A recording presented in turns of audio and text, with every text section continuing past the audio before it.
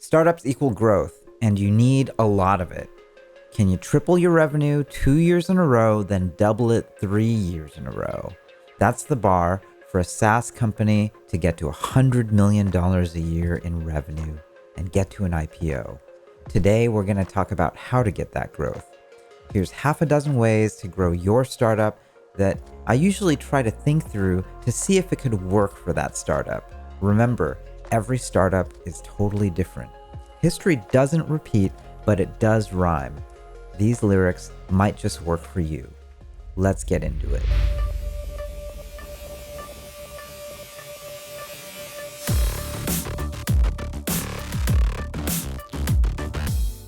So say you're lucky. You have product market fit, your team is humming, customers love it, and you have great retention. How do you grow?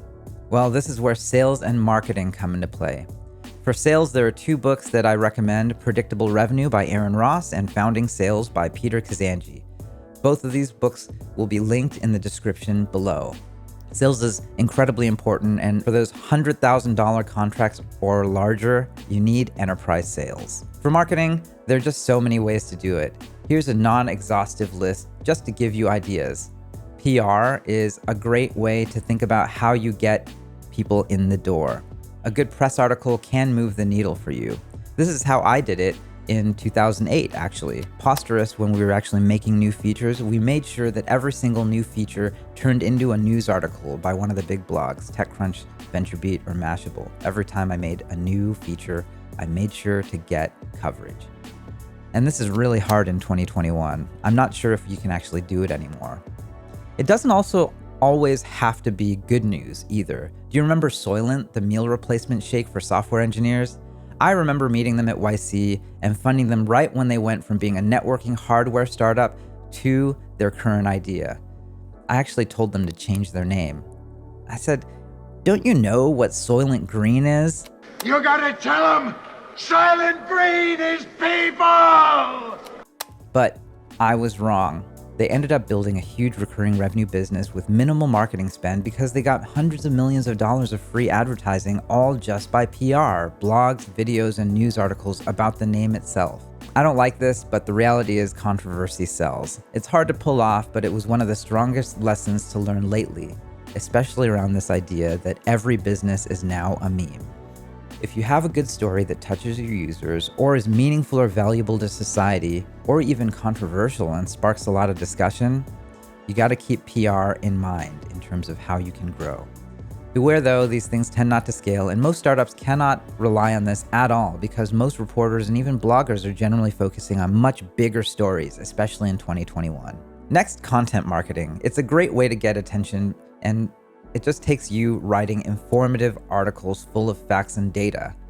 Things that people actually find interesting to get the story out there. My favorite example of this is OkCupid. They were able to grow their user base massively just by using statistics about dating from their user base. The most extreme version of this that I saw with my own eyes while I was a partner at Y Combinator was actually a startup called Your Mechanic, which made tens of thousands of blog posts about every possible thing that could go wrong with your car. All of it led back to their homepage, which is a marketplace for car mechanics. I'm pretty sure they got thousands of leads per day just because of that. This leads actually perfectly into the next section, which is basically SEO, search engine optimization. If the internet is one brain and you can show up top of mind when the brain is looking for info about something, it translates into many, many new customers for you, basically for free, sometimes enough to build a billion-dollar startup. The craziest example that I saw is Zapier. Zapier was a YC company that built a fundamental piece of what now we call no-code and low-code. It lets every possible cloud service work with every other one. And the approach was really simple. Make a connector for every possible website connecting to every other one.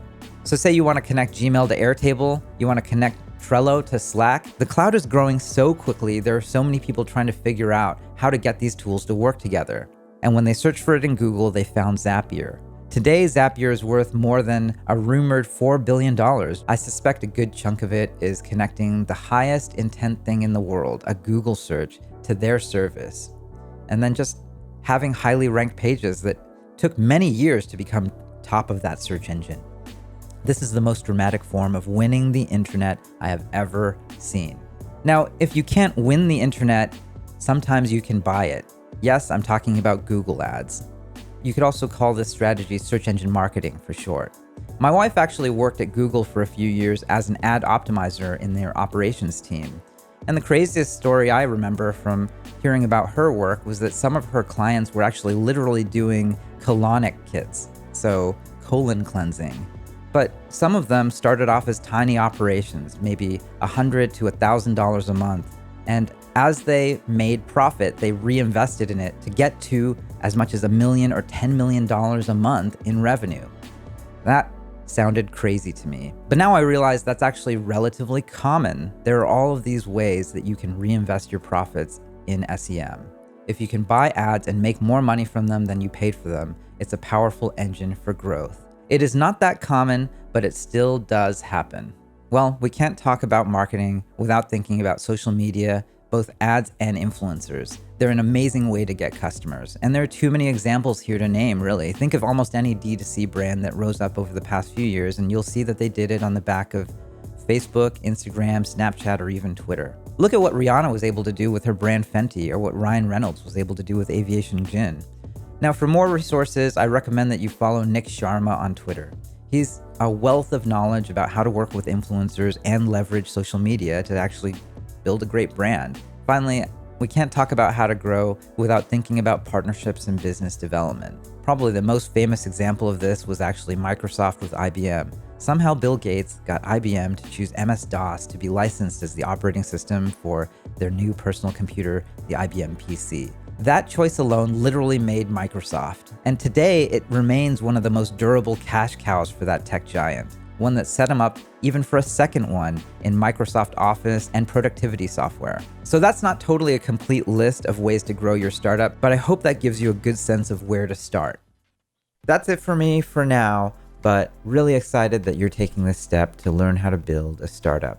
As always, please click subscribe and the bell icon to get notifications for whenever I post.